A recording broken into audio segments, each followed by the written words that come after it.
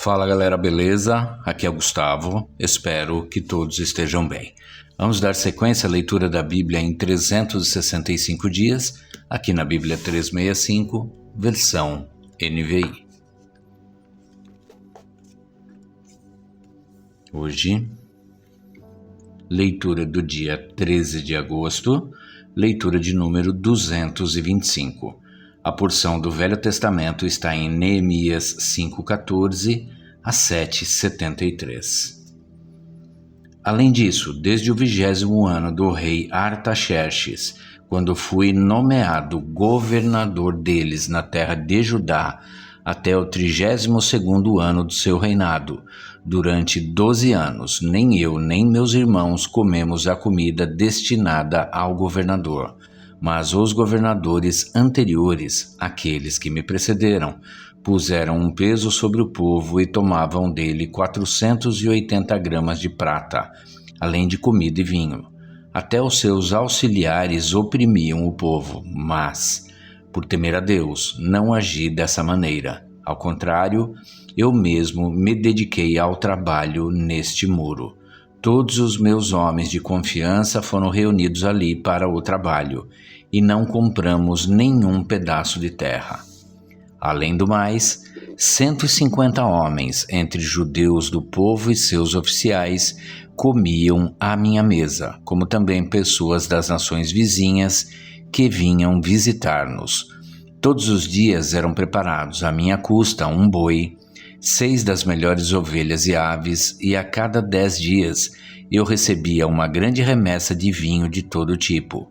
Apesar de tudo isso, jamais exigia comida destinada ao governador, pois eram demasiadas as exigências que pesavam sobre o povo. Lembra-te de mim, ó meu Deus, levando em conta tudo o que fiz por este povo.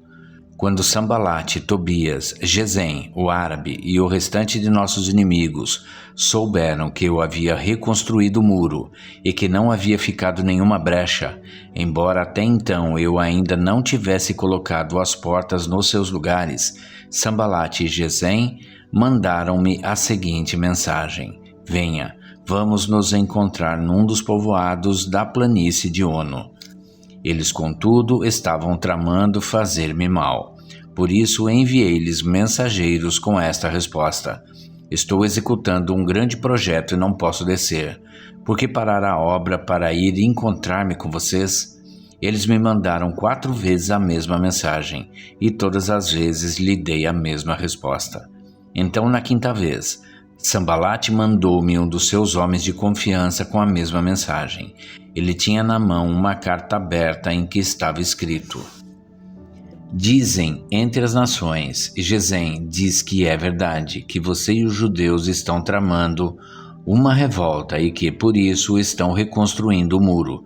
Além disso, conforme dizem, você está na iminência de se tornar o rei deles, e até nomeou profetas para fazerem em Jerusalém a seguinte proclamação a seu respeito: há um rei em Judá. Ora, essa informação será levada ao rei, por isso vamos conversar.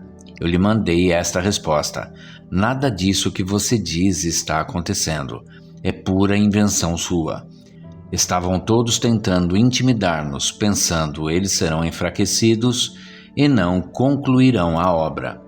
Eu, porém, orei pedindo: fortalece agora as minhas mãos.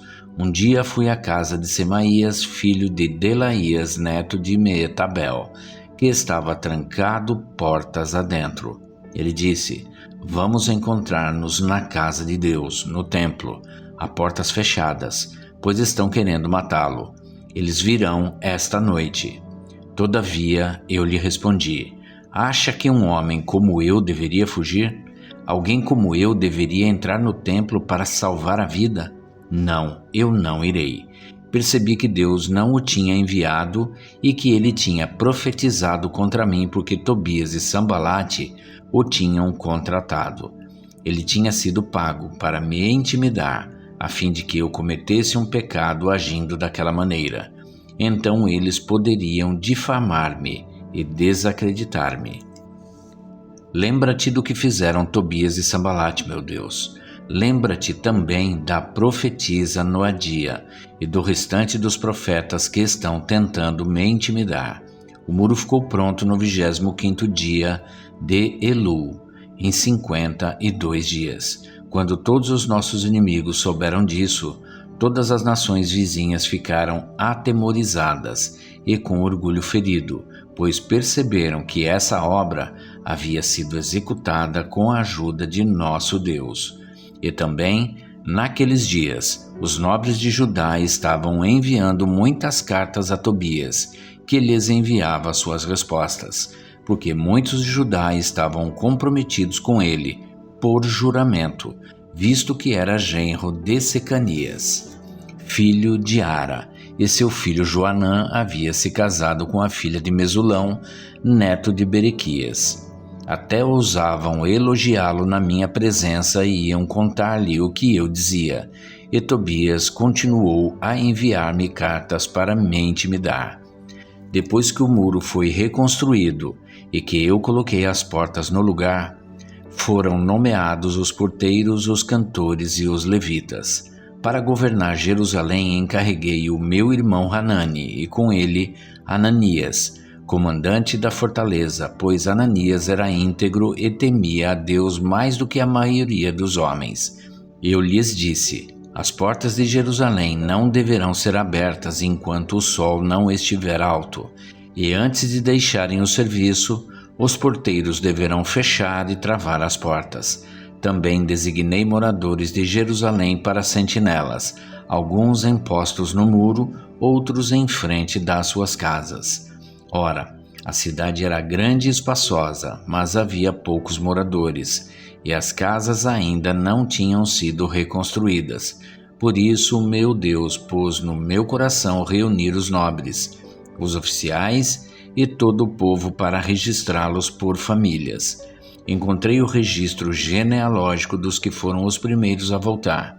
Assim, estava registrado ali. Estes são os homens da província que voltaram do exílio, os quais Nabucodonosor, rei da Babilônia, havia levado prisioneiros.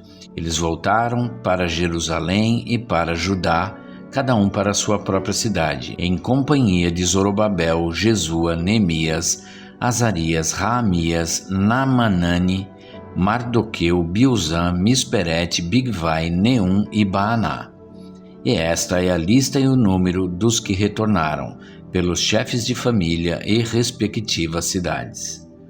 Os descendentes de Parós, 2.172, de Cefanias, 372, de Ara, 652, de Paate-Moabe, por meio da linhagem de Jesua e Joabe, 2.818, de Elão, 1.254, de Zatu, 845, de Zacai, 760, de Binui, 648, de Bebai, 628, de Asgade, 2.322, de Adonicão, 667, de Bigvai, 2.067, de Adim, 655, de Ater, por meio de Ezequias, 98, de Rassum, 328, de Bessai, 324, de Harife, 112, de Gibeon, 95, das cidades de Belém e de Netofate, 188, de Anatote, 128, de Bet-Asmavete, 42, de Quiriate-Jearim, Sefira e Beerote, 743, de Ramá e Geba, 621, de Micmas, 122, de Betel e Ai, 123, do outro Nebo, 52, do outro Elão, 1.254, de Harim, 320, de Jericó, 345, de Lode, Hadid e Ono, 321, de Senaá, 3.930. Os sacerdotes. Os descendentes de Gedaías, por meio da família de Jesua, 973, de Imer, 1.052, de Passur, 1.247, de Hanim, 1.017. Os levitas. Os descendentes de Jesua, por meio de Cadmiel, pela linhagem de Rodeva, 74. Os cantores. Os descendentes de Asaf, 148. Os porteiros do templo.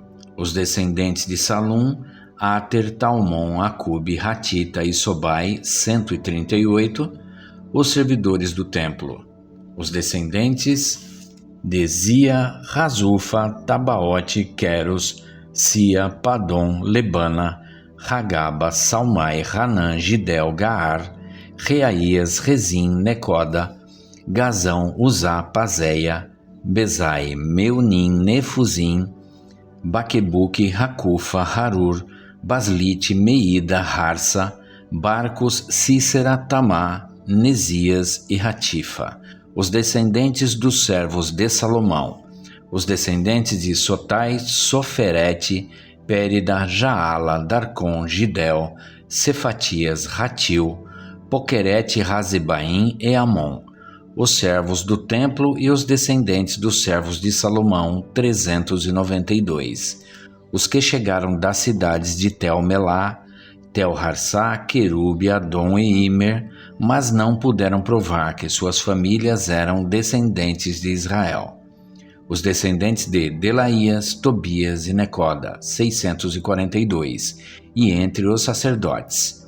Os descendentes de Rebaías, Racós e Barzilai, homem que se casou com uma filha de Barzilai, de Gileade, e que era chamado por aquele nome. Esses procuraram seus registros de família, mas não conseguiram achá-los e, dessa forma, foram considerados impuros para o sacerdócio. Por isso o governador determinou que eles não comessem das ofertas santíssimas enquanto não houvesse um sacerdote para consultar o Urim e o Tumim.